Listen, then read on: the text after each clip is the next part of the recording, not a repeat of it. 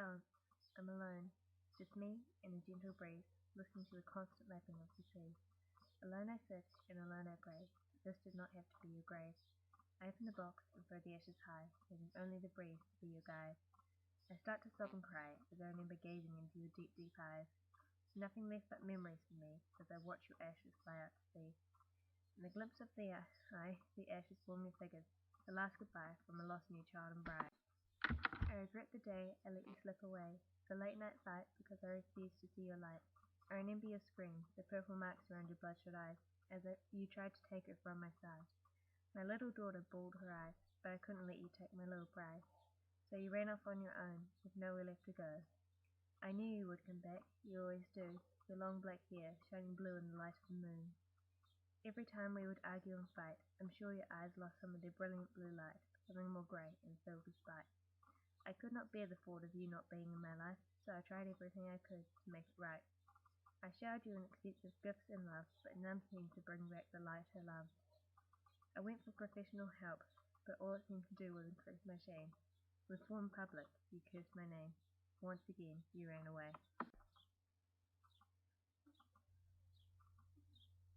I waited for days, weeks, and after a month, shame took over my brain, so I went on a hunt. All over town, calling your name, I heard whispers around, calling me insane. I felt ill, mad with fear, my only comfort, my little daughter with the shiny black hair. She looks like her mother, with her hair and her face, although when I look at her closely, behind her long locks of grey, I don't see her mother, I see myself, for she has eyes like no other, but my own, emerald green and radiating pain. She longs, crying for her mother, your touch, your deep blue eyes, so I sing to her a slow lullaby. As my daughter sleeps, I continue my quest to find her mother, to put both of us to rest. I visit your relatives from all ends of town, finding out your cousins with no one around. You won't give in, you refuse to come home. Taunted by memories of the past, you moan for the phone. Before you can think of anyone to call, I hit you down. I hear the thud as you fall to the floor. I see your figure crumpled below, taking the effects of the final blow. I gave you up, limp, unconscious in light. Feels like you haven't eaten since our last fight. I tie you up in the back of the truck. We're travelling home when a police officer pulls me up. Speeding, just my luck. He asks me, what's the rush? I need to get home to my baby, I reply. If I leave her alone, she'll start to cry.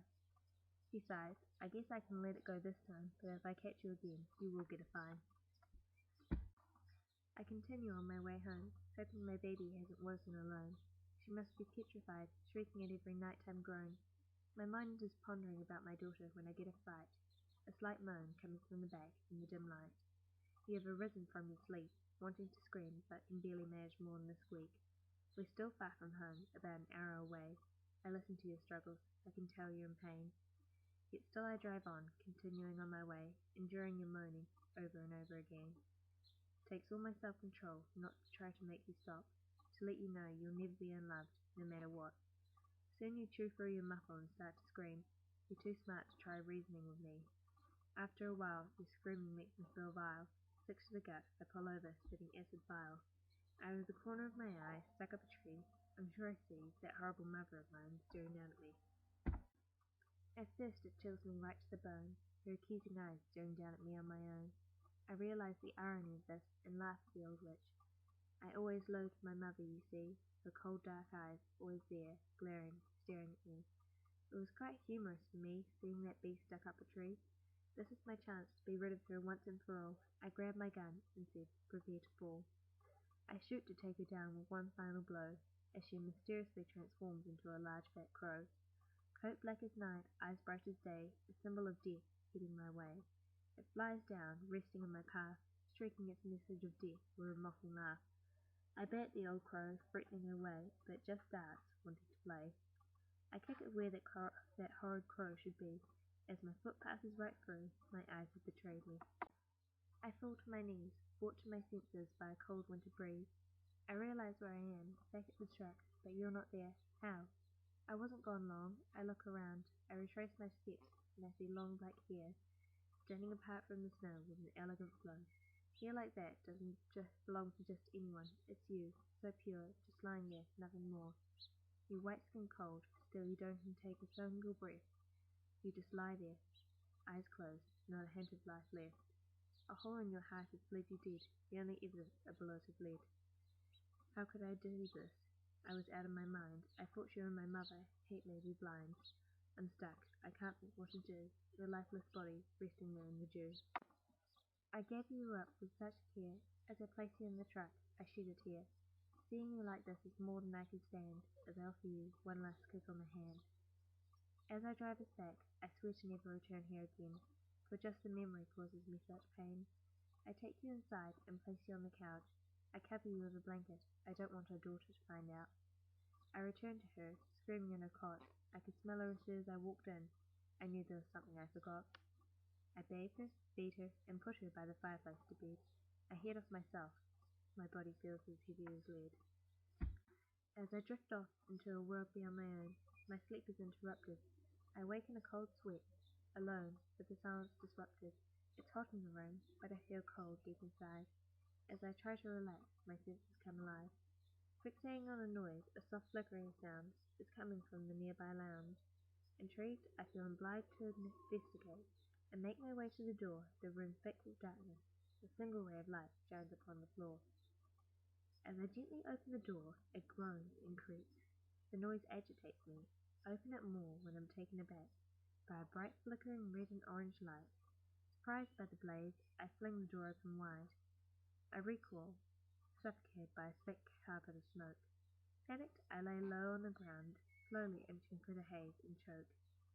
I make it outside, lost of all drive, surprised I'm still here and still alive. When I think I hear a cry, quiet at first, then suddenly an abrupt outburst. My baby, I scream, overwhelmed with desperation.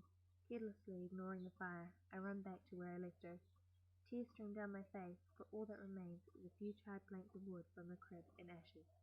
Nothing but ashes and debris. My life flashes before my eyes as I fall to my knees, with a sense of utter desolation. Workers from the fire station burst in with their hoses gushing water. A man grabs me, he rushing to drag me away. I refuse. I tell him I must stay. For it's my fault this happened, so I should suffer the same fate. My daughter is the one who suffers the most by mistake. I will never forgive myself for what I have done. My body and mind give in to the man's strength that I can't outrun. As my own strength lessens with a feeling of doubt, and weakened by the smoke, I black out. All I can remember from after that is waking in a hospital bed. I abruptly sat upright, shocked by a pain in my head. I could feel a cold damp bandage wrapped around my head tightly, as memories of the incident dawned. What I was reliving was unsightly. The horror of that night played in my brain over and over again. I couldn't live with that. I got up, needing space. Some time alone to think, to get out of this place. As I tried to stand, a nurse appeared. Rest, you fell over in the blaze, hit your head. Yes. As she injected some kind of drug in my arm, I fell into a deep, disrupted sleep. When I next woke, some many days later, they set me free. I returned to our house, to you and our baby. I scooped some of the ashes into a box and just left quickly. I had no idea where I was going or for what. My mind was numb and overwrought. I just let my weary legs carry me. I put the box down and sat up on a cliff top, watching the sea. I'm finally alone to think. I sit there for hours as I contemplate, and as I watch your ashes fly, I question you about everything, about why. Is this fate? I shot you as panic caused me to hallucinate. Why did this happen to me? It's not my fault, please believe.